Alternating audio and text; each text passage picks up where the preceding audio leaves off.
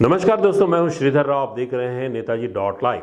Netaji dot live के माध्यम से हमने हमेशा कोशिश की है कि हम आपके पसंदीदा नेताओं के, प्रवक्ताओं के वक्तव्य, भाषण आप तक पहुंचाएं। और इसी कड़ी में हम लगातार कांग्रेस पार्टी के मीडिया सेल प्रभारी सुशील आनंद शुक्ला के दिए गए वक्तव्य और भाषण को हम आप तक पहुंचा रहे हैं। इसी संदर्भ में सुशील आनंद ने कई ऐसे गंभीर आरोप भारतीय जनता पार्टी पर समय समय पर लगाए हैं और वहीं पर अपनी पार्टी कांग्रेस को भी उन्होंने बहुत अच्छे ढंग से प्रोटेक्ट किया है अपने वक्तव्य के जरिए। अपने विद्वता के कारण सुशील आनंद मीडिया सेल प्रभारी के साथ साथ कांग्रेस पार्टी के एक तारणहारा भी बन चुके हैं मीडिया में। आइए देखते हैं क्या कह रहे हैं कांग्रेस पार्टी के मीडिया सेल प्रभारी सुशील आनंद शुक्ला।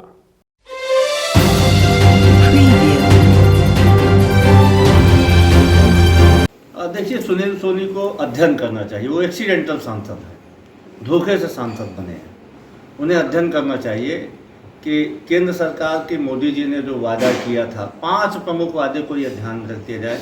बेरोजगारी कम करने का वादा, हर साल 2 करोड़ युवाओं को रोजगार देने का वादा, महंगाई कम करने का वादा, किसानों की आय दुगनी करने का वादा, पेट्रोल डीजल के दाम कम करने का वादा, विदेश से काला धन ला के हर के खाते में 15 लाख देने का वादा। इन वादों में से कितने वादे मोदी जी ने पूरा किया? छत्तीसगढ़ की कांग्रेस की सरकार ने तो अपने जन घोषणा पत्र के 90% से अधिक वादों को पूरा किया है। तो ऐसी स्थिति में सुनील सोनी या भारतीय जनता पार्टी जाके यदि जनता के बीच जाएंगे तो जनता खुद इसका जवाब देगी। देखिए, यदि बस्तर का फोकस होता तो केंद्र में भारतीय जनता पार्टी की सरकार है। बस्तर निश्चित रूप से पिछड़ा हुआ क्षेत्र है। भारतीय जनता पार्टी की राज में 15 साल तक सरकार थी। बस्तर का इन्होंने शोषण किया। बस्तर के लोगों के जो संवैधानिक अधिकार थे उसको बंधक बना के रखा गया था। आज भी इनके पास अवसर था, केंद्र में इनकी सरकार है, कुछ विशेष पैकेज बस्तर के लिए घोषित करती। सिर्फ बस्तर के लोगों को चुनावी हथियार के रूप में, मतदाता के रूप में यूज करने के लिए यहाँ पे इनके केंद्रीय मंत्रियों का दौरा होता है, जिससे कुछ इनको हासिल नहीं होने वाला है।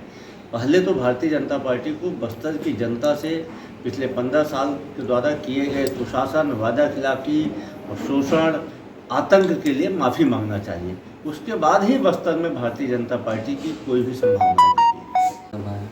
देखिए, सभा करने से किसी को नहीं रोका जा सकता है, लेकिन उन्हें धैर्य रखना चाहिए। भूपेश बघेल जी की बातों पर भरोसा रखना चाहिए। मुख्यमंत्री जी ने स्पष्ट तौर पर कहा है कि हम अनियमित कर्मचारियों के संबंध में जानकारी एकत्रित कर रहे हैं। अभी 22 विभागों की जानकारियाँ आई हैं, आधे विभागों की जानकारियाँ नहीं आई हैं। जैसे ही सब विभागों की जानकारी आएगी, अनियमित कर्मचारियों के संबंध में निर्णय लिया जाएगा। उसके अलावा जो आंगनबाड़ी सहायिका हैं, जो हमारे कोटवार हैं, जो हमारे पैरामिलिट्री पुलिस के लोग हैं, तो उन सब के लिए हमारी सरकार ने कुछ न कुछ घोषणा किया है बजट में। तो ये सारे लोग भी अनियमित कर्मचारी हैं, होम गार्ड अनियमित कर्मचारी ही थे। तो इन सब लोगों के लिए हमारी सरकार ने घोषणा किया है और शेष अनियमित कर्मचारियों के लिए भी मुख्यमंत्री जी ने वादा किया है। तो ऐसे में आंदोलन इसका रास्ता नहीं बनता, इनको भरोसा करना चाहिए। ये छत्तीसगढ़ में भारतीय जनता पार्टी मुद्दाविहीन हो गई है और भ्रम फैला के राजनीति करना चाहती है। 15 साल तक भारतीय जनता पार्टी की सरकार के समय हमारे 118 से अधिक नेताओं की हत्या हुई थी। 32 नेताओं की तकलीफ जीरम में हत्या हुई थी। अभी हमारे बहुत ही पुराने, लगातार 20 साल से सरपंच रहे हमारे कर्मठ नेता की सुकमा में नक्सलियों ने हत्या की। तो ऐसे में इनके 1-2 नेताओं की हत्या हुई है, निश्चित तौर पर दुखद है, निंदनीय है। एक भी मौत नहीं होनी चाहिए। तो आप उसको टारगेट किलिंग कर रहे हैं। हमारे नेताओं की भी हत्या हुई है, हमने उसको टारगेट किलिंग नहीं कहा। ये भारतीय जनता पार्टी की निम्न स्तर की राजनीति है। भारतीय जनता पार्टी लाखों पे राजनीति कर रही है। केंद्रीय मंत्री ये टूडू जी बस्तर में सड़क मार्ग से यात्रा कर रहे हैं, तो हमारी सरकार की बड़ी सफलता है। पिछले 4 साल में हमने बस्तर में ऐसा माहौल बनाया कि वहाँ पे सड़कें बनाई कि आज केंद्रीय मंत्री भी निर्भीक होकर बस्तर में सड़कों से यात्रा कर रहे हैं।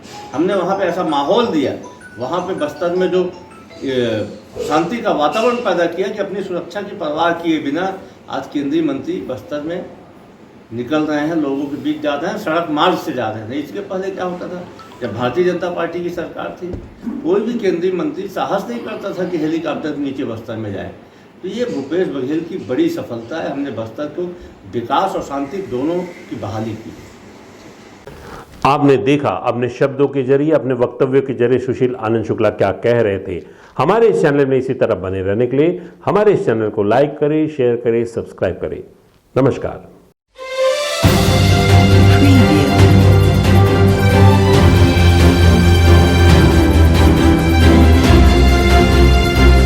नेताजी .live के प्रायोजक है Satyadeep diagnostic and clinic, Supela, Bhilai.